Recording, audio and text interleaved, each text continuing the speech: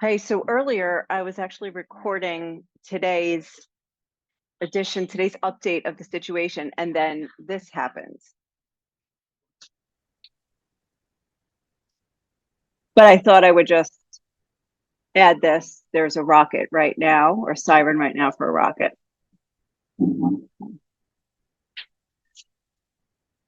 Hey, Tony.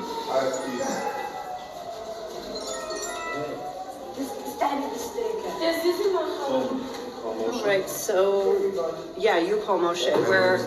Oh gosh, all right, we have a siren right now, and my kids are outside at a park with a friend. So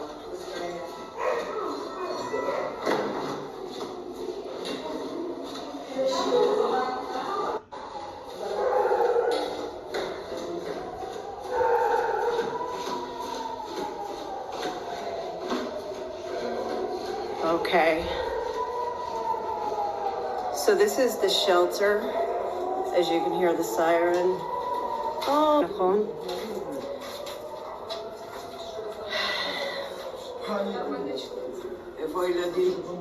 זה הבעיה, בפארק.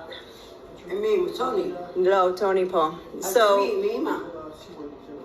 עם מישהו משלווה. Yeah, so anyway, so we are in the shelter, bomb shelter here. There's a few thuds right now, closer than last time. Okay. But my kids are at a park right now because we thought, Scheist, this is a bad one. So they were all fine, but that is what delayed this update today. So there's lots to talk about, but I just want to ask you, have you guys ever heard of the hit TV series Fauda?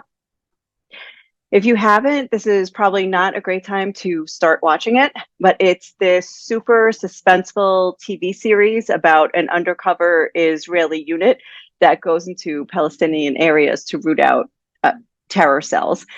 Well, let me tell you something. If the writers ever decided to write a season or to script a season that involved Hamas terrorists reaching the border with Israel or the fence, getting through the fence, getting past the military, killing hundreds of Israelis, most of them civilians, in a murderous rampage, and then kidnapping more than 100, bringing them back into Gaza, that would have been laughed right off of Netflix. Like, they would have never renewed their contract. I mean, it's an unbelievable plot. But the thing is, it's now a true story. And the reality actually makes Fauda look like child's play. So today's October 9th, 2023. I just want to tell you, all night last night, we heard planes going through. The Israeli Air Force is relentlessly hitting Gaza. Just last night, they hit 500 targets.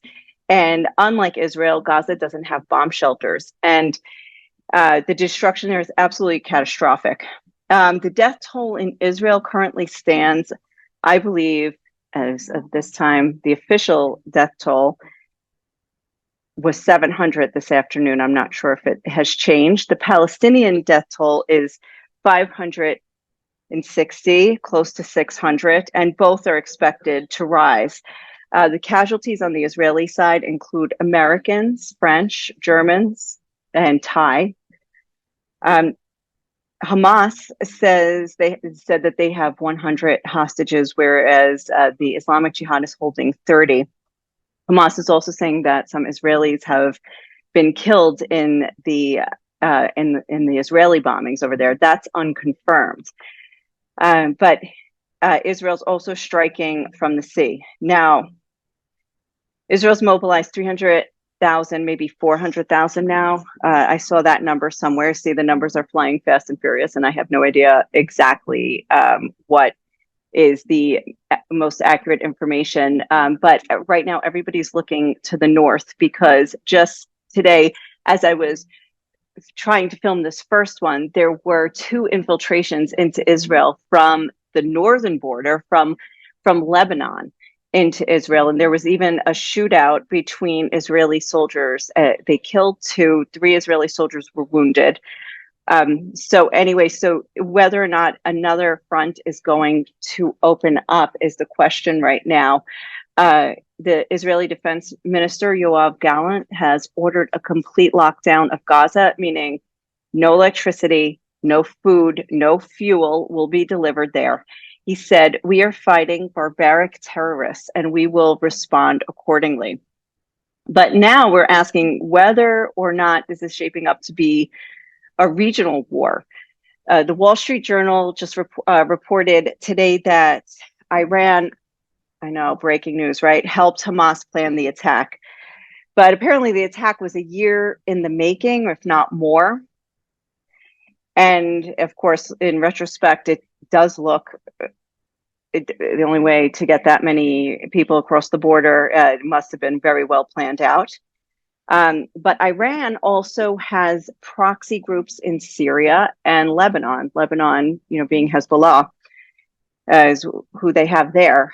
So, and interestingly enough, more and more analysis that are coming out are indicating that perhaps Russia is also playing a role in this. I'm not sure whether that is speculation or based on intelligence, but today the Russian Foreign Minister Sergei Lavrov said the creation of a Palestinian state is the most reliable solution to this conflict.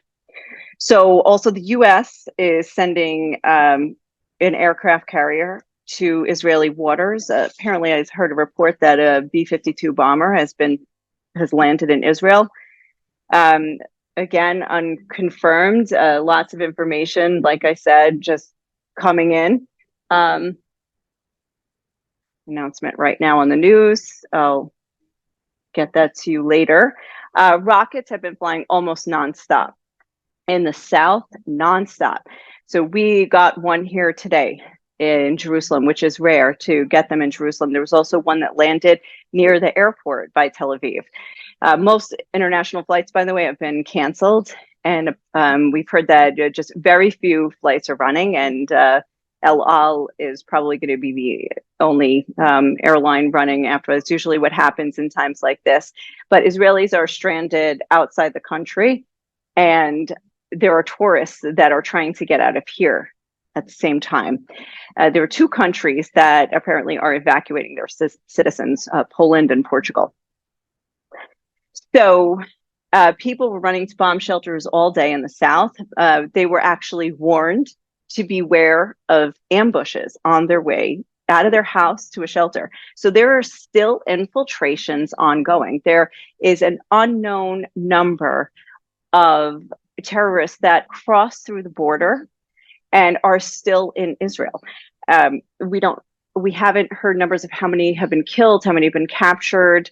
And honestly, if they announced the numbers, I missed it because, like I said, there's just so much happening and the numbers change constantly as well. So we don't know how many remain and whether or not they took a car and drove somewhere else. So that's why the entire country is on alert right now. And of course, if a new front opens up in the north, extra reason to be on alert.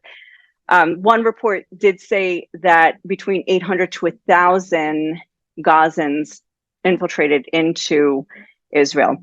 Now, you do have to know that Gaza is also undergoing a lot of devastation, and the people there do not wholly support Hamas, and they are also suffering under Hamas's regime, since 2007 in the Gaza Strip. So it's very hard also for them. I spoke with one person who has contacts there and said that the people are suffering. There's by the way, there's 2 million people in Gaza, and about 1,000 of them are Christian and the rest are Muslim. So that's just an interesting statistic to know what's happening there. As we watch the news, we continue to see all day interview after interview after interview, family members who their loved ones were killed or they saw them being abducted. They saw it on a video that went viral. By the way, the first news from the scene, the first videos we got, the first anything social media that went viral was from Palestinian channels. It was Hamas that was taking the videos and uploading them. And that's how some family members learned about their loved one's fate. Um, so there are people also where their family members or their loved ones, their friends are missing, and nobody has an idea if they have been killed or taken or they're still hiding somewhere. There was an open air concert that was going on Friday night into Saturday morning when the war began, when the invasion began. And when several armed terrorists landed in the field where this concert was taking place and started just open firing, there was a slaughter in the fields as the people tried to escape. 260 bodies so far have been recovered, and it has taken 2 full days to get to this number, to figure this out. So there also, I will just mention that there are soldiers, former soldiers, people who have served in units on the Gaza border, Israeli soldiers who have gotten on video and have said, there's no way this can happen. I used to work that border. That fence is very secure. It's very sensitive. There's no way that a bird can fly by and it should trigger sensors and it should have raised an alert. But instead, apparently 80 breaches in the fence, bulldozers opened up the fence in some places, and people just poured through. They strategically went to different army bases. Then after that, fanned out to over 20 communities in the south, which were under siege, some for more than 24 hours until they were rescued. If they were rescued, some were slaughtered. So, like I said, it puts Fauda on a whole different level, the TV show, Fauda. Don't go watch it now. So on a different note, if you haven't noticed, Israel's a very complicated place. And I'm not just talking about the conflict with the Palestinians that has been ongoing, and you can talk about the problems, and of course everybody's fighting now about, or arguing over why this happened, and is it, blaming Israel for treatment of the Palestinians, and the Palestinians are obviously, blaming Israel, and for, what did you expect was going to happen if you treat us the way, that's, I'm not even going to go there now. You can go read all about that. But within Israel, there's 9 million people, and 20% of the population is Arab. So we're a very mixed society here. And people are constantly, working together, shopping together. There are towns that are just Jewish or just Arab, but there is a lot of mingling. And even on a personal note, my children go to a bilingual school where half the children in the class, so half of the students are Arabic speaking and half of the students are Hebrew speaking. Then there's people like us who are just like in between or added to one side or the other. So it's a very sensitive and complicated situation for all Israelis, let alone children. And of course, the purpose of this school, which is called Hand in Hand, is it's for children to grow up together without the differences that make them hate each other. So when it comes to issues like this, the classroom gets very complicated. So they have been running Zooms, because we're not going to school right now, but they've been running Zooms to try to talk to the children, to talk to them about their differences, and to try to maintain the peace as well at this time. So anyway, we're constantly being bombarded with new chilling videos of what's happened, new reports. There are reports that I cannot confirm. I heard somebody say in the news that she saw a head cut off, but we don't know if that's because the person was decapitated yet. This has not been, we're not yet there with the news. We are still in the stage of trying to sort through the information, and I really don't want to feed sensationalism. Everything that I'm saying could be 1,000 times worse than I'm saying. And if it is, then we will hear about that. But I don't want to say that before we know. I want to be sure first. We're definitely in a state of war, and that is not sensational. You hear the planes going all night, and we're in relatively calm and safe Jerusalem, but the streets are empty. The schools are closed all over the country. The supermarkets are packed with people preparing to bunker down. It feels like COVID all over again, with people being confined to their houses, although now the enemy is more tangible than a virus that you can't see. And so that's the general atmosphere here. Um, we're keeping an eye on the situation. That's all I have to say for now. That was my official reading through of all the notes. But well, we don't. I think the next thing we're going to be looking at is whether the North will open up. There's a lot of rumblings. Very interesting, though. The ground invasion has not yet started in Gaza, which it looks like that's what the preparations are for. That's what it looks like. That's where Israel is headed to start a ground invasion in the south. And when that happens, will the forces be then divided between the south, and will the north open up a new front? And the army will have to watch two fronts at the same time. And I think that's the next thing. But with all of the back and forth, a few rockets here, attempted infiltration there, the escalation is building, but it's still under control. It's still in the box, but it looks like the pot's boiling, and it looks like it's going to push the lid off of the pot. I don't know. People are asking me, do you think this war is bigger and wider? Do you think that this is the war? Do you think this is the prophetic war? Do you think this is World War III? Or is this all going to go away? And the truth is, we're a little bit accustomed to. I've lived in Israel for over 20 years, and this is really horrible to say, especially from somebody who doesn't live on the southern border or in Gaza. But these things usually happen and then die down. There's a flare up, there's 1,000 rockets, and then everybody, puts it back in the box and it's calm again for a little while. Is this that, or is this something bigger? I'm not going to speculate. Honestly, I don't know. So that's where we're at. One more on a personal note, the rockets this time that came to Jerusalem. So my kids were fine.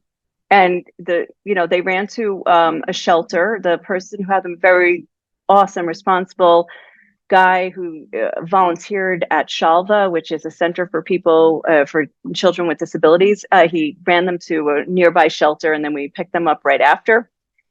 So maybe they won't go to the park tomorrow, but we'll see. But those rockets landed just a little bit outside Jerusalem in Beitar Illit, which is a ultra-Orthodox Jewish religious town to the south of here, and also in Abu Ghosh, which is to the west of here. And Abu Ghosh is a predominantly Muslim town in Israel, just outside Jerusalem. And from there, several people were rushed to the hospital, to Hadassah and Kerem Hospital, where my sister-in-law is, for her mother who had surgery today. And she saw the ambulances pulling in with the wounded from that. And that was the second siren of the day. And the first siren, her mother was undergoing surgery when the siren went off. But the doctors continued to operate, and they finished the surgery successfully despite that. So this is how this affects daily life. And all people here, whether they're involved or not involved in this conflict, whether they're tourists, trying to get out after a nice visit to the Holy Land. So this is what's happening here. And I'm just trying to bring you the picture, trying to paint. We're still trying to get to the full picture. We don't have it, but we'll wait patiently and wait for the details to come out, and use wisdom and discernment to filter through all of the noise. The evening news is starting right now, so I'm going to go and see everything I just missed in this bit, but I'll bring it to you tomorrow. So anyway, over and out for now.